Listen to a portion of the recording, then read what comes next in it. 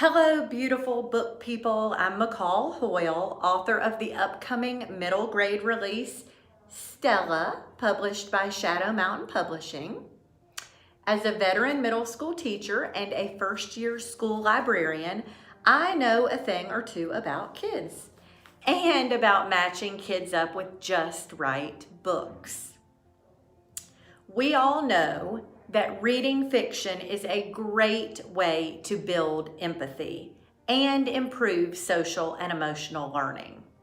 And I'm pretty sure we all know that in the current world environment, empathy and social and emotional learning are more important than ever. That's why my teacher heart is thrilled to have Stella included as a part of Shadow Mountain Publishing's Empathy Building lineup. If you're a teacher, librarian, or bookseller, you can request an e-copy of Stella for review from Edelweiss or NetCali. Authors always appreciate honest reviews. So, what about Stella? Stella is a hopeful story about second chances and finding the courage to do the right thing, even if that right thing feels really scary. Stella is a beagle who has spent her entire life training to do scent work for law enforcement. She's good at what she does, and she loves her handler, Connie, more than anything or anyone in the world. The book opens after Stella misses the scent of a dangerous explosion at work. In the confusion after the blast, Connie is taken away in a screaming truck with flashing lights. When the book opens, Stella is struggling with anxiety and post-traumatic stress disorder, which is a real thing in dogs, especially those that have seen battle in places like Afghanistan. Stella doesn't know what happened to Connie, and she's being bounced from one home to another. Sadly, she ends up in trouble everywhere she lands because of digging, barking, and other behaviors caused by her anxiety. When Stella's options of finding a new home are just about out, she's rescued by a professional dog trainer who just so happens to be the mother of a very smart, very special girl named Chloe. Eventually, Stella realizes that she's the only one who can smell what is going on inside of Chloe's body. Chloe has epilepsy, and Stella can smell the chemical changes in Chloe's body before she has a seizure, which could greatly improve the quality of Chloe's life if Stella could figure out how to communicate to the humans around her what she's smelling in advance, and if she could learn to cope with her own anxiety well enough to look out for Chloe. Despite the subjects of epilepsy, grief, and anxiety, Stella is also a very hopeful and human story about the power of friendship and second chances. I think readers will find that the heavier issues in the book balance well with lighter scenes, such as Chloe teaching Stella tricks and agility stunts. And Stella herself lends bits of humor to the story as she puzzles through why humans care so much about keeping their carpets clean and why her girl Chloe drops her beloved books in the big trash can outside the library every 2 weeks. Ultimately, Stella is a hopeful story about learning to move past our mistakes and about learning to find new purpose when life serves us a curveball. I write books like Stella because I believe all readers want to feel something when they read. In fact, everything I write starts with an emotion first. Big, life-changing emotions that have shaped who I am as a human. Stella, in particular, stems from the personal challenges of my own adolescence. I am very sensitive by nature, and as a little girl, I wore my heart on my sleeve. Growing up in the South, I learned very early that adults appreciated politeness and manners, and I was a people pleaser by nature. So I nodded and made good grades and good choices and made everyone around me happy. In junior high, I learned that my niceness didn't guarantee anyone else's niceness. But I nodded and made good grades and good choices and mostly made everyone around me happy. But the older I got, the harder it became to put on a happy face.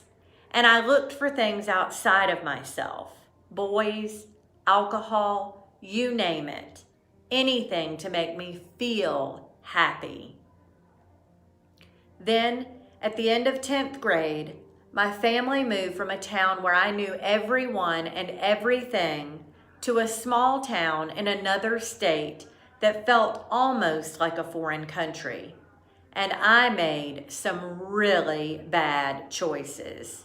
Choices that I take full responsibility for as an adult. I started hanging out with kids who were older and worldlier than I was, and I drank more and skipped school more. My grades plummeted. I spent less and less time at home until one day I didn't come home at all.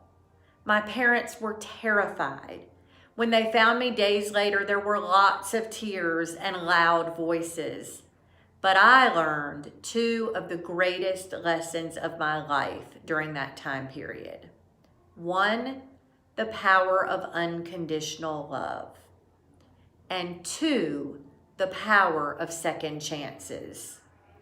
In the heat of the tears and angry words, my mom paused to look me in the eye, and I'll never forget her words or how her words made me feel. With an angry set to her jaw, she said, "I am very, very angry with you." But then her face softened and she continued, "But no matter how angry I am with you now or ever, there is nothing you can do that will ever make me stop loving you." How lucky am I to have that mom? And doesn't every teenager deserve a mom or an adult in their lives like that? In addition, my parents went to school and advocated for me to have second chances there as well. And amazingly, my teachers granted those second chances. I'm not gonna lie, my life wasn't miraculously turned around overnight. There were plenty of bumps and bruises through high school and college, but I had hope and was on an upward trajectory because of two things: unconditional love and second chances. Ultimately, that's what led me to teaching as a second career. After my father died unexpectedly, which is a theme I explore in most everything I write, I decided life was way too short to spend doing something 40 plus hours a week that you don't absolutely love. So I quit my job as a business banker, went back to school, and pursued a degree in education, a decision I have never regretted. Now I get to be the adult who grants second chances and shows unconditional love. And I truly believe I'm making a difference in kids' lives. When I hear a frustrated teacher or adult say things like, "He's going to end up in prison before he graduates," or "She'll be pregnant before her senior year," I sometimes share my story with them. Stella is my opportunity to metaphorically share that story with the world. I wrote Stella as a reminder to myself and to others that we must not limit our own or anyone else's potential by labeling them or writing them off without a second, a third, or a 15th chance. If kids, or we as adults for that matter, believe we are bad, we probably will be bad. Or at the very least, find ourselves in a cycle of more and more bad choices. If we learn that mistakes are a part of life and use those mistakes, no matter how big or small, for personal growth, we'll improve our own lives and might even make the world a better place in the process. Stella must learn that just because she's made a bad mistake doesn't mean she's a bad dog. And I think that's a lesson we can all learn from. I know I certainly can. As librarians, teachers, and lovers of words, we know words have power. The power to build up and the power to tear down. We also know that the right book in the right hands of an educator can change a child's life forever. Even before the pandemic, we knew kids were struggling with anxiety and depression. As we come out of social isolation, there will be a real need to address these issues in the books we choose to highlight for our students.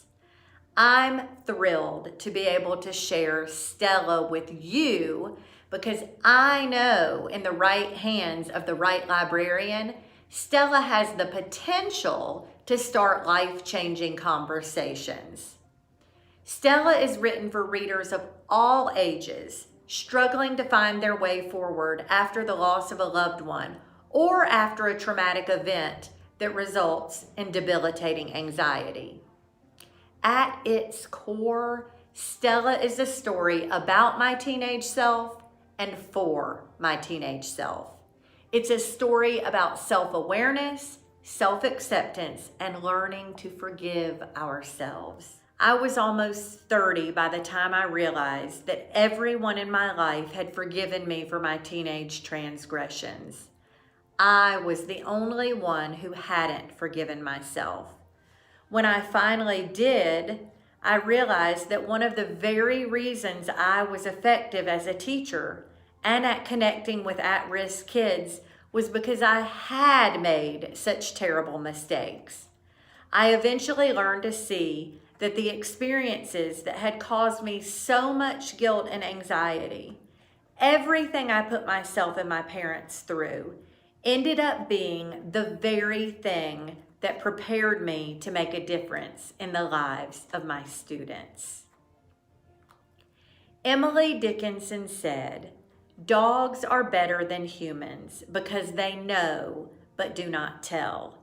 And I agree, which is one of the many reasons that I love Stella so much and love writing from her point of view.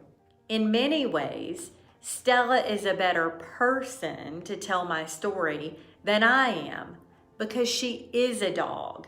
And if there's one thing dogs do well, it's live in the moment and love unconditionally.